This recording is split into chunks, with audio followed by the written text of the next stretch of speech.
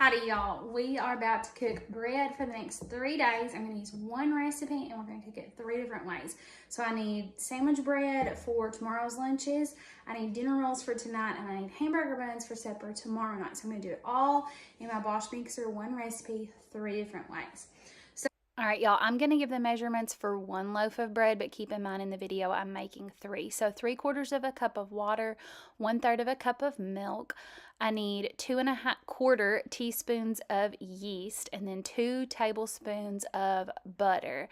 And then I'm going to add a 1/4 cup of honey to my mixer here, and then I am going to add a teaspoon of salt, and I did do salted butter as well. Now as for the flour, I like to do 2 cups of all-purpose unbleached flour and then 1 cup of whole wheat flour. I find that this is the best combination for this recipe. And then I'm going to mix it in the Bosch. You'll see it change right there. I usually mix it about 5 minutes at least, and it wants to pass the window pane test. I have a reel on that if you haven't seen it. Then I'm going to shape it, and I'm going to split it in half here just because I don't have a big enough bowl at the time really to rise all of that dough at one time. I'm going to cover it and let it double in size. Now I will tell you that this recipe is wonderful because it is so flexible. So I can make dinner rolls, I can make hamburger buns, I can make a loaf of sandwich bread. The other thing that I really like is I've made this a few different ways and it's turned out good every time. I can adjust the honey a little up or down based on the sweetness. I don't always set my butter out, and I don't always have room temperature butter. It still works out just fine. I've played around with different proportions of the whole wheat to all-purpose flour, and here you can see I've shaped it into dinner rolls, hamburger buns, and a loaf of sandwich bread. I'm going to put it in the oven at 350 degrees, and the dinner rolls usually take between 20 and 25 minutes, while the loaf of sandwich bread usually takes between 25 and 30 minutes. Here it is delicious. Let me know if you try it out. Let's make homemade tortilla shells. So start with 2 1/2 cups of flour. I like to use all-purpose unbleached, and then 1 tablespoon of baking powder, 1 teaspoon of salt, and then 1/3 of a cup of a solid fat. I use coconut oil and 2 tablespoons of butter. Mix it together with your hands. When it clumps up like this, you know you're ready to add the water. I use usually about a cup of water to get it to pull together. Let that rest for just a few minutes, and then flour your board and divide it up. I usually divide it into about 12 tortillas. Roll them out. They're not going to be perfect circles, or mine aren't at least, and then get them cooking. They only take a few seconds per side. I like to do them on the griddle pan or sometimes just a regular cast iron pan. Here I turned it into a taco casserole, but you can use these for tacos or whatever you like. Hope you enjoy. So most people that cook at home or bake at home know an ice cream scoop will fill a regular muffin tin really well. But if you didn't know, these mini muffin tins can be filled with a cookie scoop really well. My other trick is I have a skillet here that I use to melt butter for my recipe. And then I'm just taking my brush, and that's how I am greasing or oiling my muffin tin. So 2 quick tips for making muffins at home for you.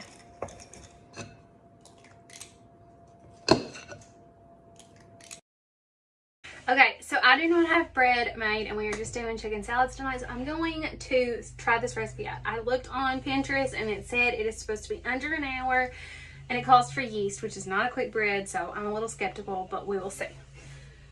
So I'm going to add the water and then the oil, and I'm going to use avocado oil instead of olive oil, and then I'm going to add the yeast, and I actually use instant yeast instead of the active dry, and it still works just fine. I'm going to add the sugar, the salt, and the egg, and then I'm going to add the flour, and I actually make this recipe with all-purpose flour instead of the recommended bread flour. This feels good, but it feels a lot of dense. So we will see. So I'm only supposed to let these rise for like 10 minutes. Whoa! And there's been no first rise.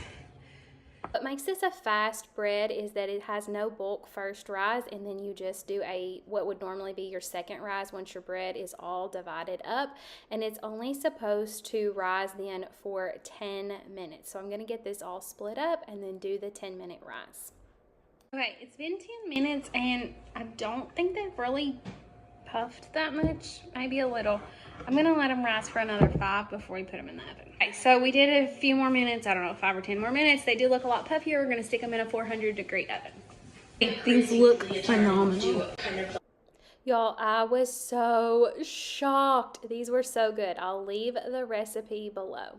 Okay, we were all shocked. These were so good and so light and so fluffy. Just so good. So good for an under an hour roll especially.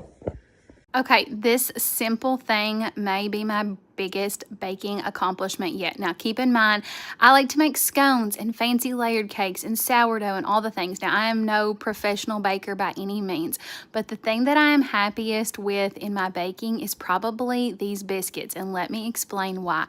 It is because I was finally able to replace canned biscuits in my house. So for years I would make biscuits and my family liked the biscuits, my kids liked the biscuits, my husband did as well, but they would eat my biscuits as a snack or with jam, but never biscuits and gravy because they wanted those flaky layers of the canned biscuits. Now, I'm not knocking canned biscuits. I grew up on canned biscuits. I fed my kids canned biscuits. That's why they liked them so much. But when I learned about this folding technique online, that was the game changer because look at this. You get those flaky layers. If you are looking for another idea other than biscuits to fill your freezer with, let me suggest that you give sourdough English muffins a try. And if you're not into sourdough, I'm sure this would work with just regular English muffins as well. So I made up a big batch of English muffins and then I sliced them down the middle so they would be ready to go out of the freezer. And then I cut up some parchment paper and I was originally going to just stack these English muffins on top of each other and then hopefully slide that stack into my Ziploc bag, but as you will see, that did not work. And so what I ended up doing was just wrapping each muffin and then sliding the wrapped muffin into the Ziploc bag. And then I have been pulling these from our freezer for breakfast and reheating them in our toaster oven air fryer, and they have been reheating wonderfully. Hope this is another breakfast from your freezer idea. I know I'm missing muffins, but what else do I need to add to my baked goods breakfast stash? So I've got cinnamon rolls and pancakes and biscuits, and yes, I did put those in a freezer bag, English muffins and waffles. So let me know below.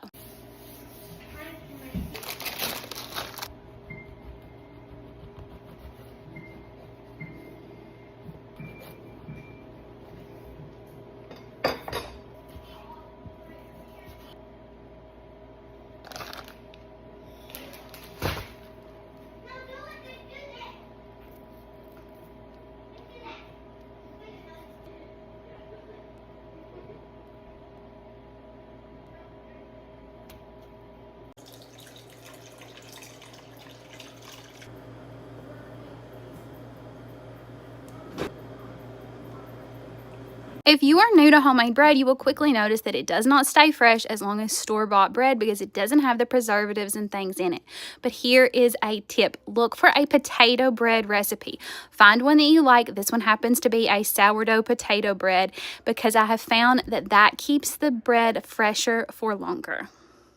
While I slice into this much too warm loaf of sandwich bread, let's chat about the number of ingredients in this loaf of bread versus the number of ingredients in a retail loaf of bread that you might pick up at the grocery store. So I got online and did a quick search at the retail grocery store near me, and one of their top selling breads is their store brand, and it has 16 ingredients, whereas this loaf of sandwich bread has 6, so 10 less ingredients.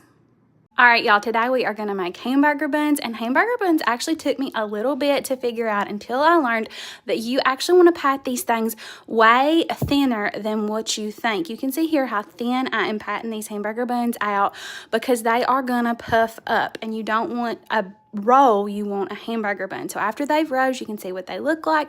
I'm going to stick them in the oven, and here they are getting buttered. Cinnamon swirl bread is probably my most requested bread item from other people, and I had a little bit of dough left over, so I decided to make a fun twist on it that my family actually enjoys, which is just this braided cinnamon bread. It's just a fun little twist on a loaf of cinnamon swirl bread, so I just braided. It's super messy, and then I also made a giant cinnamon roll to put on the side. Here's what it looked like before going into the oven and right before it went in our belly. All right, y'all, let's make a triple batch of bread. I need a double batch of rolls and a single loaf of bread. So we're gonna do 2.5 cups of water, 1 cup of milk, and 6 3/4 teaspoon of yeast. So let's count these so we don't mess up. 1, 2, 3, 4, 5, 6, and we're gonna eyeball 3/4. Okay, 6 3/4 yeast. Now I'm using instant, so I don't have to let that bloom or anything. A tablespoon or 3 teaspoons of salt. I am going to, in theory, add 3/4 of a cup of honey, but I'm just gonna eyeball it and let that go. That'll be good. Now I'm going to add 9 cups of flour, and 3 of them are going to be fresh milled, and then we are going to do 6 of unbleached all-purpose. So that's 2, 3, 4, 5, and 6, and then 6 tablespoons of butter. And yes, I am just dropping all of this in here, just like this. I have no need to pre-mix it all or let it bloom or anything, no specific order. Throw it all in my bosh, and then I'm gonna let the bosh go to work. So that's all we have to do to knead it. I'll be back.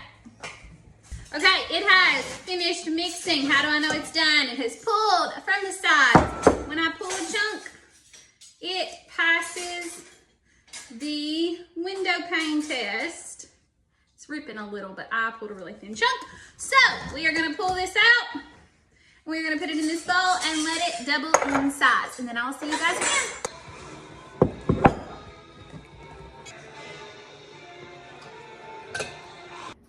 Okay, so these have at least doubled, so we're gonna put them in a 350 degree oven. The rolls will take about 25 minutes, and the loaf of bread will take about 30.